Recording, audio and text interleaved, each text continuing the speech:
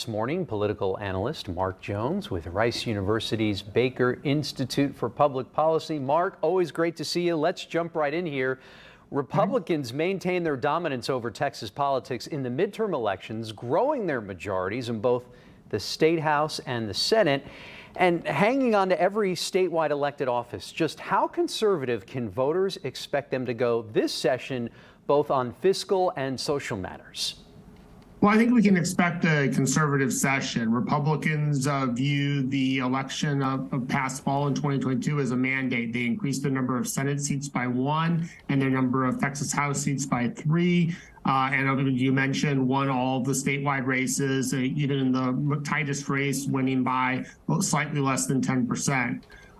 So there's going to be quite a bit of pressure from the Republican base to enact several policies that the conservatives want to see. That's going to be blunted somewhat, though, by moderates who don't want the party to go too far, which they view it sometimes does when the base begins to have its way. And Mark, we know Texas certainly made a lot of national headlines since the legislature last met in 2021, not necessarily in a good way. Of course, the Uvalde school shooting, the outlawing of abortion, critical race theory, and LGBTQ plus issues in school. We expect some of those social issues in particular to be front and center starting today. How can we expect to see all that play out? Well, right. As you mentioned, after the Uvalde massacre, there's a host of bills designed to implement gun control legislation, ranging from very sort of consensual common sense reforms to more controversial reforms. Those include banning the sale of high-capacity magazines, closing the gun show loophole that allows people via private sales and gun shows to buy a firearm without a background check, raising the age to purchase an assault rifle from 18 to 21, adding a waiting day period for assault rifles. None of that legislation, though, is probably going to see the light of day, so I wouldn't expect any gun control legislation to pass this session. The same is true in regard to abortion. There are a host of bills designed to make the current relatively strict abortion legislation that we have in Texas more flexible. Right now, a woman can obtain an abortion only if her life is at risk. There are bills that would add exceptions for rape, incest, fetal abnormalities, or through 6 weeks. I also don't expect any of those to see the light of day. To the extent to which we see any legislation related to abortion, it's likely to be on the other side, focused on placing restrictions on cities like the city of Houston or counties like Harris County from providing financial or logistical support to women seeking an abortion out of state. Now, you also mentioned the LGBTQ issues and school-related issues. There we're likely to see more symbolic legislation, such as bans on some types of gender-affirming therapy, or allowing parents to have a greater say on what's taught in the schools, and placing limits on what schools can teach in regard to sexuality at different grade levels. Yeah, certainly a lot to talk about and discuss this morning. Mark, stick with us because we're going to be speaking back with you throughout this next half hour. We also want to focus on some key public safety issues that lawmakers are expected to tackle this session. That's right. KPRC2's Rowan Belogan live in Austin looking at one bill that would target catalytic converter thieves. Rowan, we know this has been a huge problem here in Houston, at least the last couple years.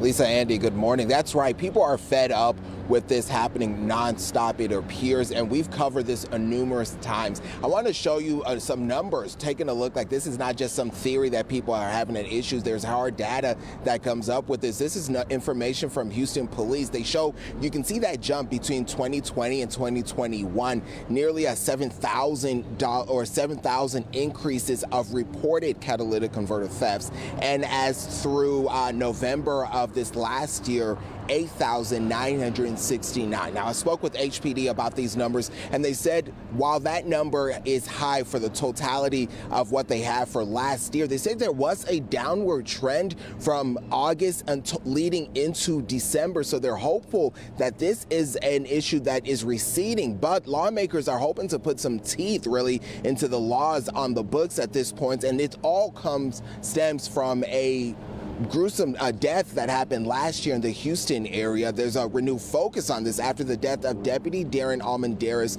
who was off duty when he was killed trying to stop 3 suspects from stealing his catalytic converter. This happened back in March, and shortly thereafter, Lieutenant Governor Dan Patrick, who's the president of the state Senate, really put a task to the criminal justice committee, that is, to really look into the laws around catalytic converters and trying to figure out what more they can do to prevent stuff like this from happening in the future. And on our drive here from Houston to Austin, photojournalist Damon Sales and I were really talking about some of the things we've heard from law enforcement sources over through the years. They said right now, if someone is convicted or caught with stealing catalytic converter, what typically happens is they're charged for the theft of the catalytic converter, and not necessarily the money that it takes for a driver that they'll have to fix that theft. So these catalytic converters cost up to, let's say, about $200, but replacing that for a driver could cost thousands of dollars. So we posed this question directly to State Senator John Whitmire, who's the chair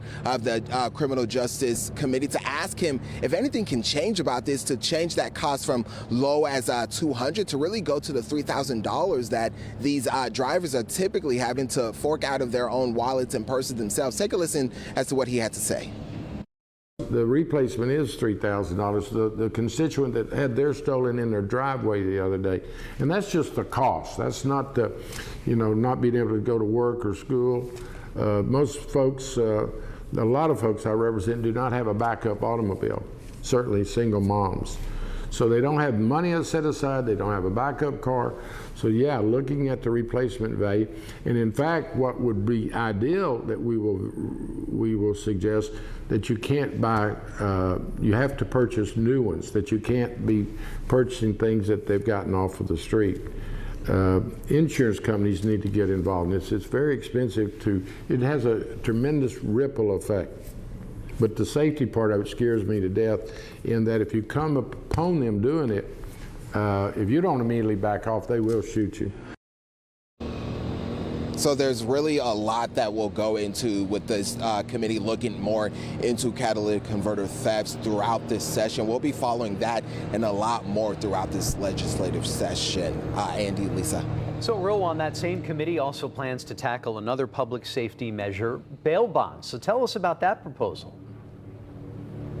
That's right. They're looking at the requirements right now. Any bail bonds company can really pick between 1% or 10% as to requirements for a suspect to have to pay before they're released back on the street. Senator Whitmire said that they're really looking at trying to require, meaning put it into law that will require folks to pay the 10% necessary before they are released back out into the streets here after they're charged with something. So this is a story KPRC2 investigates and looked into for a while. So this is also a story we'll be following through this session to see what, if anything, comes out of it. Andy? Lots to keep tabs on. Rowan Balogan live in the state's capital for us. Thank you.